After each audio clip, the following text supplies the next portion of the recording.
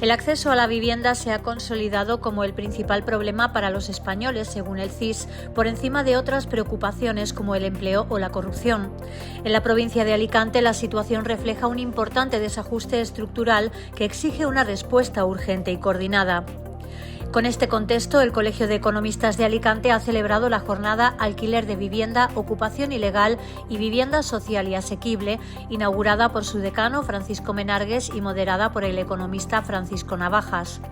Durante el encuentro han intervenido el fundador de OM Life, Carlos Olmos, la presidenta de ASBAL, Elena Beunza, el magistrado del Tribunal Supremo, Vicente Magro, el presidente de INECA, Alfredo Millá, y el concejal de Vivienda del Ayuntamiento de Alicante, Carlos de Juan Carrillo, aportando diferentes visiones sobre un problema complejo que condiciona ya el futuro social y económico del territorio.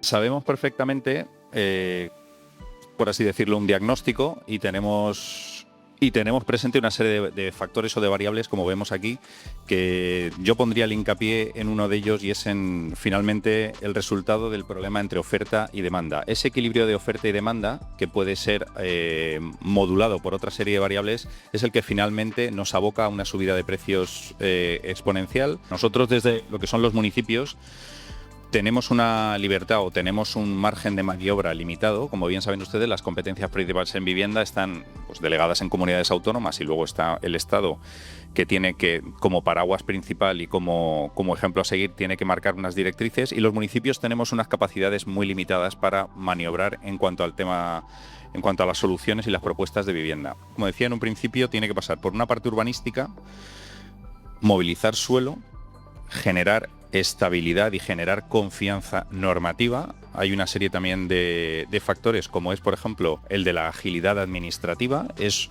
una piedra que tenemos que solventar. La agilidad administrativa genera una desconfianza brutal en el sector privado y tenemos que de alguna forma desatascarlo. Por ello, sin ir más lejos, la Concejalía de Urbanismo, Planeamiento, hace escasos días ha finalizado un contrato, puesto en marcha un contrato, para tratar de desbloquear con medios externos y agilizar todo el procedimiento de licencias, que sabemos que es uno de los problemas importantes para que tengamos suelo finalista y para que de alguna forma los promotores vean que todos esos estudios económicos y esas previsiones económicas y estudios de viabilidad que se hacen sobre las promociones tengan algún sentido, porque si no planteamos promociones y planteamos estudios económicos, como hablamos antes, Paco, para 1, 2 años o incluso para meses a veces, y cuando se nos van las licencias a 2, 3, 4, 5 años, nos echan por tierra cualquier previsión que hay, lo cual genera una desconfianza y es uno de los factores negativos al sector.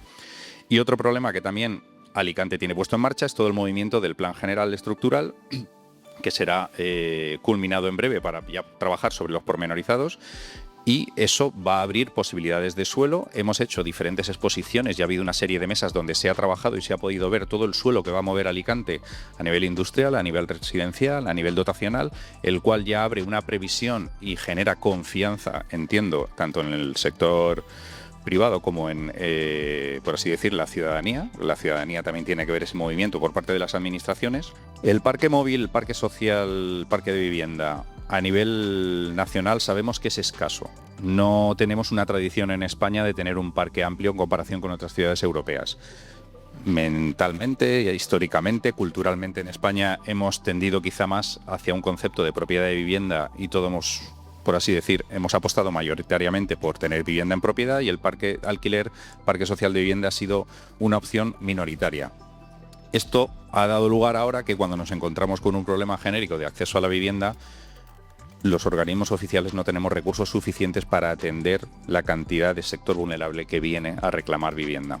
Desde las administraciones debería haber un compromiso, que es quizá lo que yo he hecho muy en falta, es un pacto de Estado, porque esto, como digo, desde lo que es las administraciones locales, desde los ayuntamientos, los márgenes que tenemos son escasos.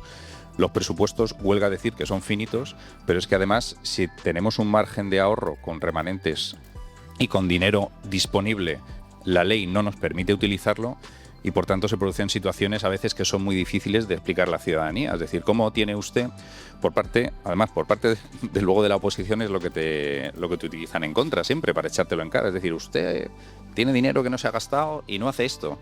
Claro, lo que no le dice la oposición a la ciudadanía es decir, es que no lo puede hacer este señor porque resulta que la ley no le permite gastar esos remanentes. Entonces, sería un gran avance a nivel de la municipalidad el poder dar pasos adelante en gestión y en creación de vivienda, construcción de vivienda, si nos dejaran utilizar un dinero, si de verdad el gobierno entendiera que esto es un problema prioritario que quiere resolver. El Estado ha apostado, ha ofrecido, creo que gentilmente, se han venido arriba 7.000 millones de euros para un plan quinquenal de 5 años. Si los números no me fallan, esos 7.000 millones a 5 años, estamos hablando de unos 1.400 millones de euros anuales, repartidos en varias líneas de actuación, es decir, puede haber ayudas al alquiler, puede haber a rehabilitación, puede haber regeneración urbana, ayudas a promoción. Si pusiéramos esos 1.400 millones solo a trabajar exclusivamente en construir vivienda pública a un coste medio de 250.000 euros por vivienda, sumando suelo y coste de construcción, estamos hablando de que no construimos más de 5.500, 5.600 viviendas al año. Con eso, solo escuchando los estudios del Banco de España, no creo que no llegamos ni a una quinta parte de lo que necesita hoy en día España de construir vivienda para poder cubrir las necesidades que tenemos. Es decir, a mi entender, de verdad no hay un compromiso real para sacar esto adelante. Es decir, desde el patronato llevamos 14 años observando cómo evoluciona la vivienda en Alicante y cómo evolucionan los precios de venta y de alquiler. Y sorprendentemente, hoy en día estamos en un alquiler medio en Alicante, si no me equivoco, de 1.141 euros.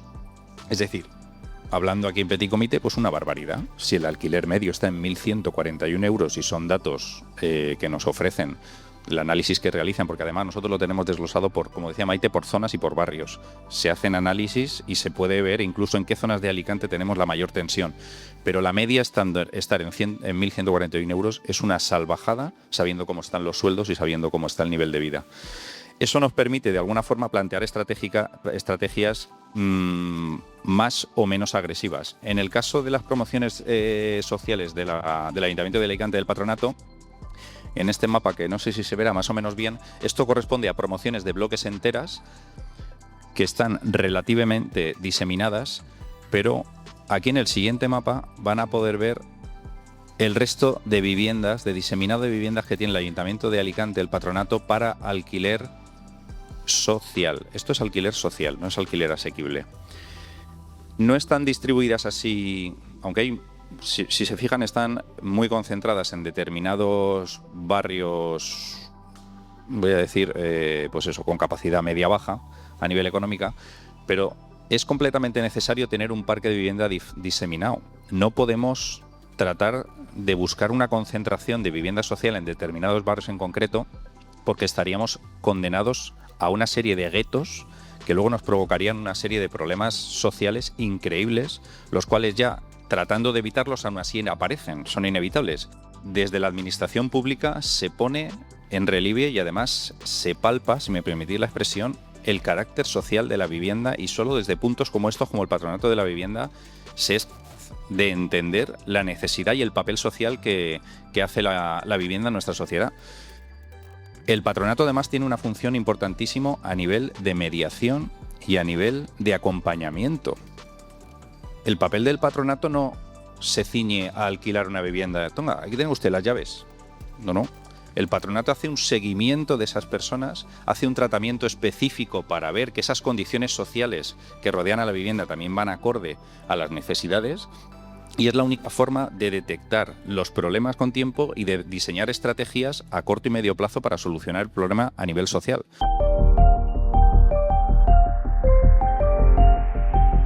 Básicamente venimos de un planeamiento y una toma de decisiones estratégica en la vivienda y en las ciudades que analiza datos, ve impactos y toma medidas y ejecuta. A lo largo de una línea de tiempo que, dependiendo del tipo de planeamiento, el tipo de documento de ejecución, puede ser una distancia desde los datos hasta la ejecución final de un año, o como en Madrid desde el año 97 el plan general, pues casi 30 y pico años, ¿no? Desde que has tomado los datos hasta que realmente sigues ejecutando con las medidas que tomaste en el año 97. Una plataforma de Big Data lo que te permite es tomar datos en tiempo real de más de 120 fuentes, catastro, registros, SINES, portales inmobiliarios, notarías, desarrollar indicadores que nos hablan de todas las capas de comportamiento de la ciudad, desde capas sociodemográficas, socioeconómicas, de movilidad, de sostenibilidad, por supuesto de vivienda, de cómo es el parque construido, usos, capacidades de transformación de ese parque, necesidades, precios, rentabilidades para ver esa unión colaboración público-privada. Y por tanto, crear un observatorio, ver qué es lo que está ocurriendo en la ciudad, en cada zona de la ciudad, porque todos los datos que tenemos está tanto a nivel barrio como a nivel distrito como a nivel municipio de forma homogénea para todo el territorio, lo que nos permite hacer análisis de metrópolis y veremos algo de la metrópolis de Alicante y por tanto nos permite ver qué es lo que ocurre en la ciudad de acuerdo a todos estos ejes y todos estos ángulos, analizarlo, qué posibilidades de transformación existe en la ciudad para la creación de vivienda. Habéis hablado, posibilidades de densificación, posibilidades de cambios de uso de terciario oficinas a vivienda asequible, posibilidades de dotación privada a vivienda asequible, posibilidades de densificación encima de dotaciones y de oficinas para crear esas viviendas de otro tipo, cómo es el suelo, cuánto podemos desarrollar a corto, medio, largo plazo. Y por tanto, medir el impacto de medidas en todos estos aspectos. No es lo mismo las posibilidades de transformación de Alicante que las de Barcelona, que las de Madrid, que las de Valencia. Hay ciudades, por ejemplo, entre Barcelona y Madrid, que son dos ciudades donde trabajamos de forma habitual, el cambio de uso de oficinas a creación de vivienda asequible, el impacto es una cuarta parte en Barcelona que en Madrid, por las configuraciones de las oficinas. Eso lo podemos llevar a todo el parque. Lo podemos llevar a la densificación, lo podemos llevar a muchos aspectos. Entonces, básicamente, conceptos, tener una plataforma que te permite tener toda esta información en tiempo real, cargada cada 6 horas, desarrollo de indicadores que te permite tener una visión multiangular de la ciudad y, por tanto, empezar a tomar decisiones de escenarios, de impacto, si tomo esta serie de medidas y hacer un plan estratégico que realmente ejecute. Y mientras estoy ejecutando, estoy viendo de nuevo cómo está cambiando la ciudad para poder hacer ajustes y tomar medidas casi en tiempo real. De una planificación a lo largo del tiempo a una planificación circular constantemente actualizada. Y entrando ya en lo que interesa, que son los datos de Alicante. Insisto que vamos a ver muchos temas que se han tratado, se han puesto sobre la mesa. Vamos a verlo con datos concretos, ¿no? Y cuantificados. Insisto que este mismo dato que estamos viendo se puede tener a nivel de metrópoli, se puede tener a nivel de barrio, se puede tener en cualquier lugar geográfico. Es lo que te permite también pues, ver las diferencias de comportamiento dentro de la silla. Primero, desajuste estructural. Hemos hablado del crecimiento de hogares. En los últimos años está siendo tremendamente pujante. En Alicante ciudad tenemos un crecimiento de un 7,2% en los 5 últimos años. Y una construcción de viviendas de un 1,2% del parque actual construido. Es decir, tenemos una disfunción de casi un 6%, por lo cual el problema de la vivienda no es la magnitud actual, sino que además la inercia natural hace que vaya aumentando. Un ratio que nos gusta mucho. Es necesario para un crecimiento del parque construido normal o saludable a nivel europeo de las ciudades dinámicas como Alicante, de 4 viviendas cada 1000 habitantes, año. Se están construyendo 1,23. Esto es muy normal en toda España, como sabemos, ¿no? Por la inercia que llevamos, mientras Micho le explica.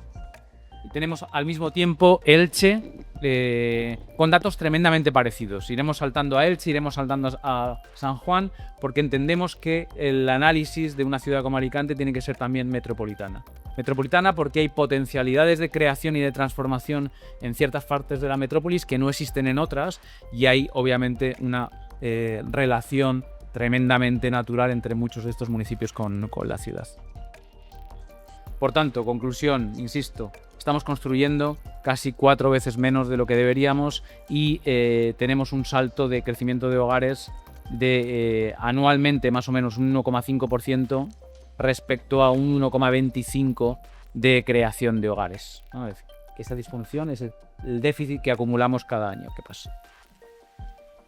Divergencia de mercado también se ha anunciado, ¿no? Es decir, no voy a entrar tampoco en la parte de vacacional y la parte de segunda vivienda que anunciabais, que es fundamental analizarlo de forma paralela en Alicante, porque son demandas totalmente distintas y posibilidades de actuación totalmente distintas, pero por los tiempos que tenemos nos vamos a concentrar en la parte de primera vivienda, ¿no? Insuficiencia de stocks. Tenemos modelos de inteligencia artificial que a través de todos estos indicadores que os estamos mostrando, y al final voy a mostrar un listado bastante relevante, nos permite cuantificar las necesidades de vivienda barrio a barrio. Necesidades de vivienda de mercado libre, necesidades de vivienda asequible, necesidades de vivienda protegida, necesidades de vivienda social, necesidades de vivienda en alquiler, necesidades de vivienda en compraventa, necesidades de vivienda pública, necesidades de vivienda privada. Es decir, hay que segmentar, hay que cuantificar de forma acotando estos conceptos, ¿no? Es decir, no vale una cuantificación total. Déficit de vivienda según nuestros modelos que están aplicados en el área metropolitana de Barcelona, en la Comunidad de Madrid, en el Ayuntamiento de Madrid. 55.117 viviendas de déficit acumulado en la provincia de Alicante. Luego entraré un poco en detalle de esto, daré algunas pinceladas y podemos entrar luego en detalles concretos, como decía antes. Pero un elemento fundamental también que yo creo que se ha nombrado, hay un 19% de discrepancia entre la superficie del parque actual de Alicante respecto a lo que se demanda en alquiler. Y esto tiene que ver con densificaciones, tiene que ver con un tipo de normativas que podemos desarrollar. Y los modelos de media estancia, que tampoco voy a entrar en ellos, ¿no? Lo tenemos cuantificado un poco en Alicante y en la provincia de Alicante. Otro tema que también habéis avanzado, la brecha económica. Antes hablábamos de la discrepancia entre la demanda y la oferta y el déficit que vamos acumulando todavía en los próximos años. Esto en el tema económico nos lleva a ver cómo han crecido los ingresos de nuestras familias en Alicante en los últimos 5 años, hacemos una media, y cómo ha crecido el precio de alquiler y de compraventa en los últimos 5 años y hacemos una media, para que no haya los picos de un año y podamos verlo con esta.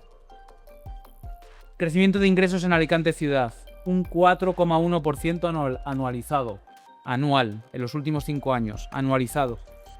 Un 8,9% es lo que ha crecido de media en los últimos 5 años el alquiler en Alicante. Un 15%, perdonad, que veo regular y creo que vosotros también, un 15% en compraventa. Es decir, tenemos esos saltos anualizados en los 5 últimos años de la divergencia entre lo que ganan nuestras familias y los precios de compraventa y alquiler. Lo mismo en San Juan, todavía muchísimo mayor ese desplazamiento, y en Elche. Por tanto, el problema de vivienda aumenta en cuanto a necesidades en volumen, en cuantificación de necesidades, y aumenta en la asequibilidad de los alquileres y la compraventa en Erazos. Provincia de Alicante. Tenemos una demanda embalsada de 55.000 viviendas de los últimos 5 años. Tenemos unas necesidades de vivienda para jóvenes de 15.200 viviendas. Tenemos unas necesidades de vivienda social de 22.600 viviendas. Y la proyección para los próximos 5 años nos hacen necesitar otras 70.300 viviendas.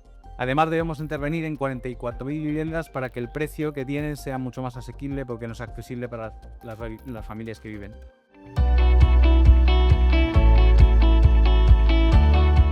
$55.000 viviendas de déficit acumulado en la provincia de Alicante. Precios que crecen entre 2 y 3 veces más rápido que los salarios. O tasas de esfuerzo que están en el 33% en la propia capital. Y la pregunta esencial después del diagnóstico, que lo tenemos todos claro y el Ayuntamiento de Alicante lo tiene clarísimo, es ¿por qué? ¿Por qué está pasando esto? ¿Por qué no se construye más?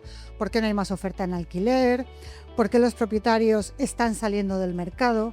¿Y por qué no somos capaces fundamentalmente de generar ese alquiler asequible, que es, como decía bien Carlos, la parte más necesaria? Porque es cierto que hace falta más oferta. Aquí siempre hay 2 teorías, ¿no? Una es que hay que generar oferta en la modalidad que sea, porque una oferta desatascará la otra. Yo siempre defiendo que nos tenemos que centrar, el reto es tan grande que tenemos que centrarnos en aquellas partes donde hace falta más esfuerzo, donde hay más necesidad, que para mí son claras: la vivienda social y la vivienda en alquiler asequible, incentivado, de larga duración, porque ahora ya hay que diferenciar de larga duración o de corta duración. Y esto es lo que me gustaría explicar hoy desde la perspectiva de ASBAL, porque Luego, pues es un honor que el magistrado Vicente Magro hable después, y el aspecto más de finura jurídica lo va a explicar mucho mejor que yo, pero sí que quiero explicaros cuál es la posición de los propietarios. ASBAL es una asociación que agrega a 7.000 propietarios, y no solo tenemos propietarios personas físicas, sino que también tenemos propietarios personas jurídicas, es decir, todos aquellos que intervienen en la generación de un parque de vivienda en alquiler. Y también tenemos gestores privados de vivienda, ¿vale?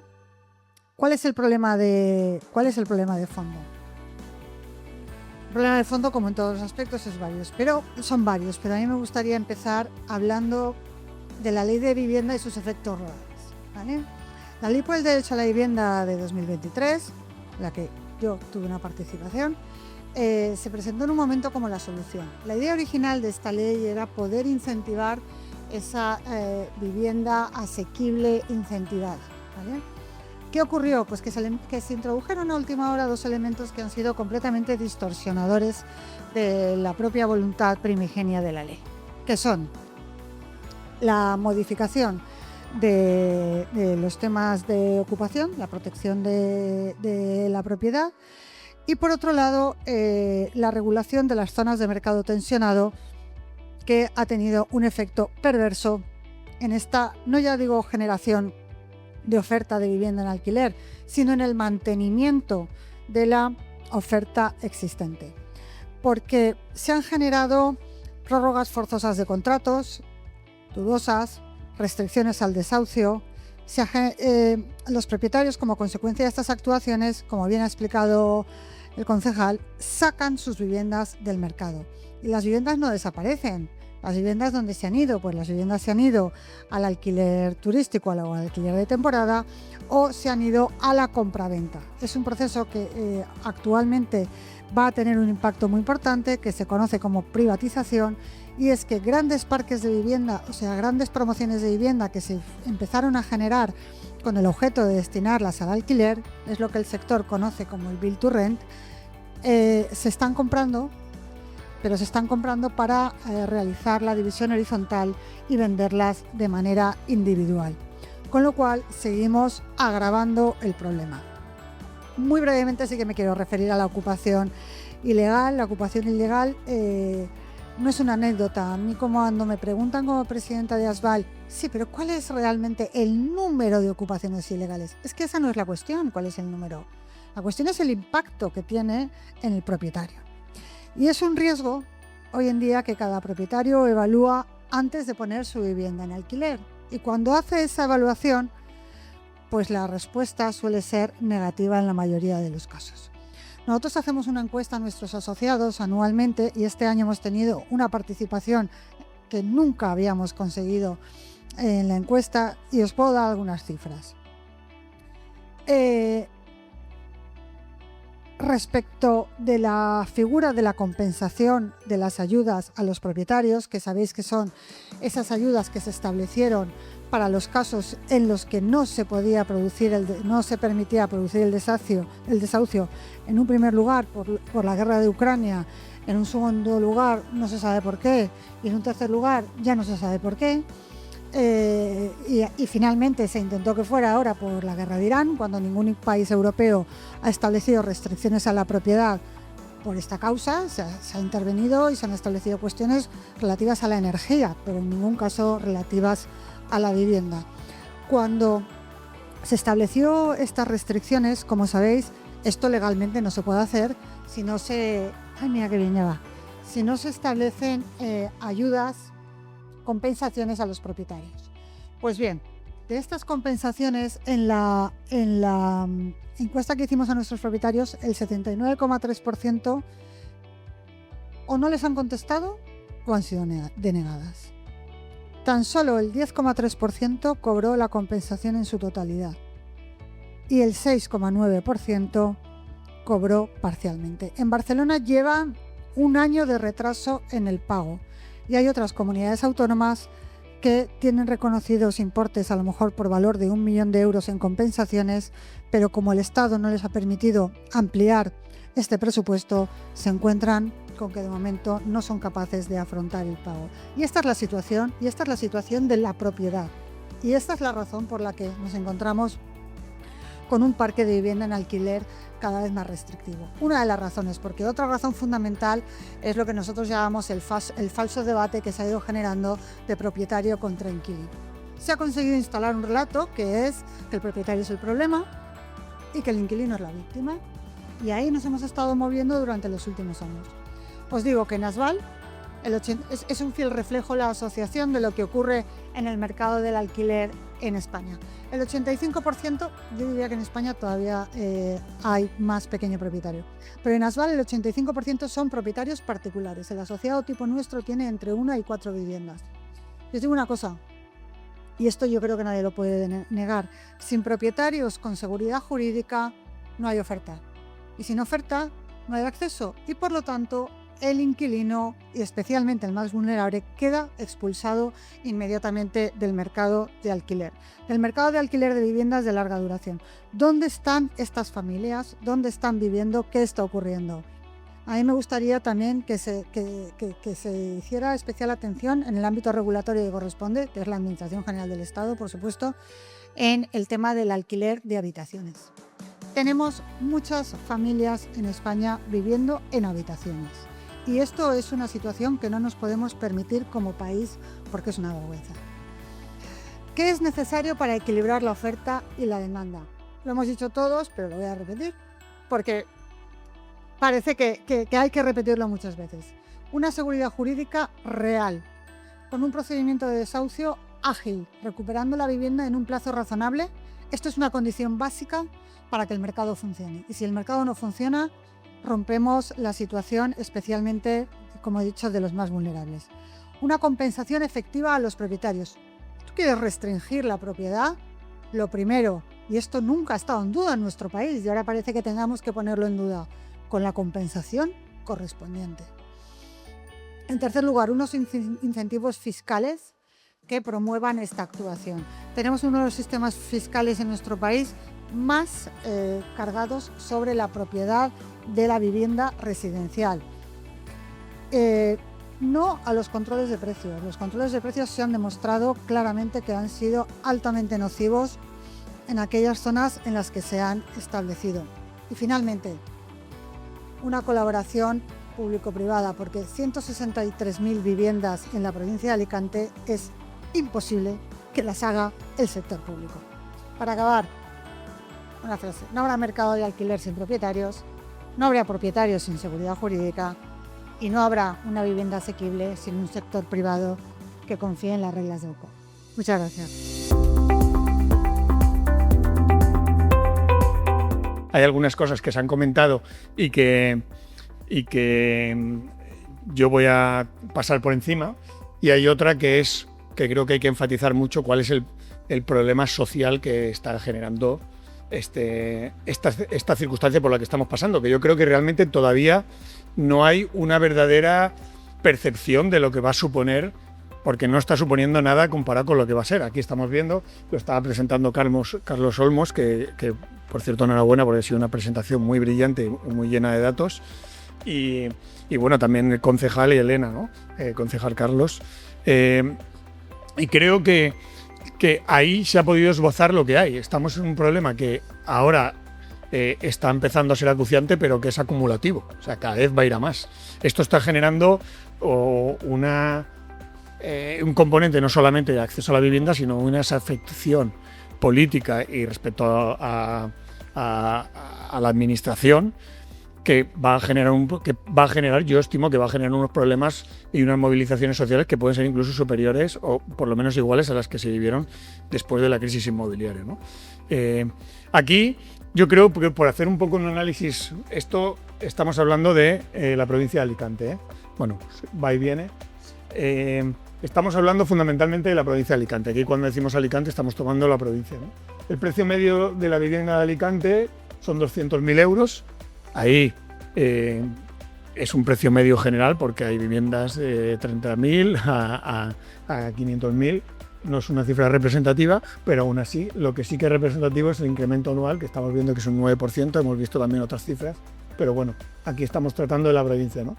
Eso supone una variación anual de 16.000 euros, 16.500 y unos visados de obra nueva de 41%. Es verdad que este dato tampoco es muy... viéndolo en estático tampoco representa mucho, porque este 41% ha sido el incremento de este último año. Los años anteriores eran muchísimo menores, en los casos que mejor había sido un 20% aproximadamente, ¿no? En las transacciones de vivienda ha sido un 4%, sí que es verdad que se está llegando a un nivel de precios que ya hay cada vez menos posibilidad, capacidad adquisitiva por parte de los compradores, luego lo comentaré un poco por encima. Las compras a extranjeros aquí tiene un peso importante, suponen un 15% de los extranjeros residentes. Si contamos todos los extranjeros que son residentes y no residentes, alcanza un 40%, es decir, el peso de la provincia de la vivienda en Alicante tiene un componente internacional muy grande. Sí que es verdad que la mayoría es de segunda residencia, con lo cual la primera vivienda, aunque hay en algunos puntos que se solapan, como puede ser, yo que sé, Playa San Juan y demás, no tiene nada que ver con lo que puede ser en Petrel, en Sachs o en la zona norte, en la zona más interior, ¿no? La lógica de mercado en Alicante es... hay un turismo residencial que genera mucho dinamismo. Ese dinamismo, a su vez, genera un mayor volumen de demanda y también, como comentaba, pues una mayor escasez en cuanto a la necesidad de productos versus la oferta que hay, ¿no? La demanda internacional es sólida, lo vemos porque la promoción está funcionando muy bien. Ha estado funcionando muy bien la promoción inmobiliaria, amparado en dos cosas. Hay mucha demanda internacional, como decimos, el 40%, y luego, por otro lado, hay muy poca oferta. Eso ha permitido o ha generado que los precios no paren de crecer, y dando lugar que con la capacidad adquisitiva que tienen los compradores, pues cada vez sea más difícil y sea un esfuerzo mayor de las familias de comprar vivienda, ¿no? Si el precio sube en exceso, la demanda se ajusta sola, que es lo que estamos viendo ahora mismo. Y hay un riesgo a vigilar en las viviendas turísticas en zonas tensionadas y convivencia con el residente. Como digo, pasa en lugares particulares, como puede ser San Juan, puede ser también Benidorm, y puede ser en algunas localidades también como Torrevieja, Denia, pero realmente en los núcleos tensionados de primera residencia no tiene tanto impacto.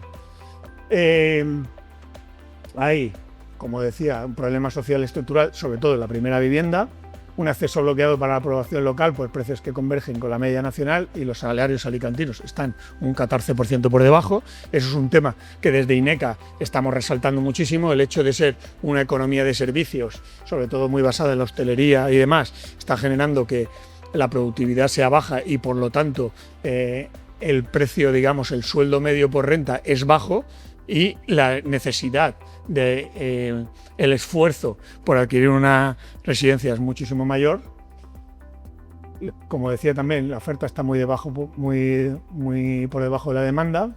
En España se construye 120.000 viviendas. Hemos visto, en el caso que comentaba Carlos, en el ámbito más local, Alicante, Elche y San Juan, pero en España en general y como país estamos en una situación similar. Para que os hagáis una idea, en el momento de la crisis inmobiliaria se llegaron a construir 800.000 viviendas al año, ahora estamos en 120.000, con lo cual, pues ahora comentaré un poco también mi punto de vista sobre eso, que ni tanto ni tan calvo como ahora, ¿no? Por tanto, estamos hablando, como decía, que no es un tema de mercado, no es una lógica de mercado, es una necesidad vital y que tiene un impacto fundamentalmente también en la gente joven, que puede ser un desestabilizador social muy relevante.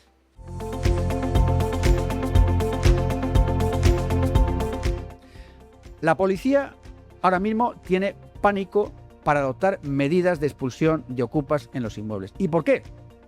Porque ahora mismo solamente la policía, y con esto termino, puede expulsar a ocupas sin orden judicial si el delito es flagrante. Claro, el problema es que, como no se ha dicho en la ley que es flagrancia, ¿os acordáis cuando se dijo en la ley 1/2025 del año pasado: hemos resuelto el problema de la ocupación legal de inmuebles, los vamos a llevar a juicio rápido? ¿Os acordáis que se aprobó, que yo me quejé porque esto no era verdad, etcétera, etcétera? Puse varios artículos en revistas. Y al final la Fiscalía General del Estado y nosotros hemos dicho, mirad, esto no es posible hacer juicio rápido en Ocupa, porque para hacer juicio rápido tienes que hacer atestado policial y detenido, y en Ocupas no hay detenidos, con lo cual el juicio rápido que se dijo que se iba a hacer en el 2025 no se ha hecho ni uno, porque no hay detención de Ocupas en estos casos. La solución es la expulsión inmediata. Y la policía tiene miedo porque no sabe qué es flagrancial. La policía puede echar a Ocupas que han entrado en supuestos de flagrancia. Pregunta que se hace la policía: ¿qué es flagrante? ¿Cuántas horas hace falta desde que han entrado hasta que yo voy policía y los echo para que se considere flagrante? Yo entiendo que al menos son 6 horas, pero la policía tiene miedo porque si la policía entra en un inmueble, imaginaos que han entrado ahora a las 12 y la policía llega a las 7 de la tarde, porque un vecino llama a las 2, oiga, yo creo que han entrado Ocupas en la casa del vecino, que está en Madrid, y la policía llega a las 7 horas después, llega y se preguntan, ¿a qué hora entraron? Yo creo que a la 1, 7 de la tarde. Pregunta que se hace la policía. ¿Esto es flagrante o no es flagrante? Porque si los echa y no es flagrante, querella a la policía del 534, condena, inhabilitación para ejercicio de cargo público. Se quedan sin el puesto de trabajo. ¿Algún policía va a arriesgar su puesto de trabajo por la duda de cuánto es flagrancia, cuántas horas son la flagrancia? No. Entonces hemos reclamado constantemente que en la ley se fije el momento de la flagrancia. ¿Por qué se está diciendo, y termino, que la alarma es el mejor sistema? Porque claro, tú tienes un alarma y para empezar no te entran. Pero si te entran, la empresa llama a la policía y te dice, han entrado a la 1, y la policía recibe la llamada, entra y a las 1:30 los echa. Por eso la alarma es el mejor sistema. Pero con esto termino, es que hay una instrucción de la Secretaría de Estado del Ministerio del Interior que lo dice, el mejor sistema para protegerse de los ocupas es una alarma. Oiga, yo creo que el mejor sistema para protegerse de los ocupas es una buena ley. Muchas gracias.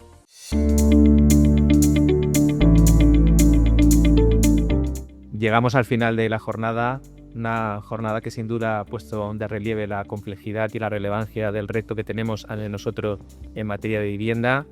Hemos escuchado visiones complementarias, rigurosas y muy necesarias que nos ayudan a entender mejor un problema que afecta no solo a la economía, sino también a la vida cotidiana de las personas. Y si algo queda claro tras este debate es que no existen soluciones simples.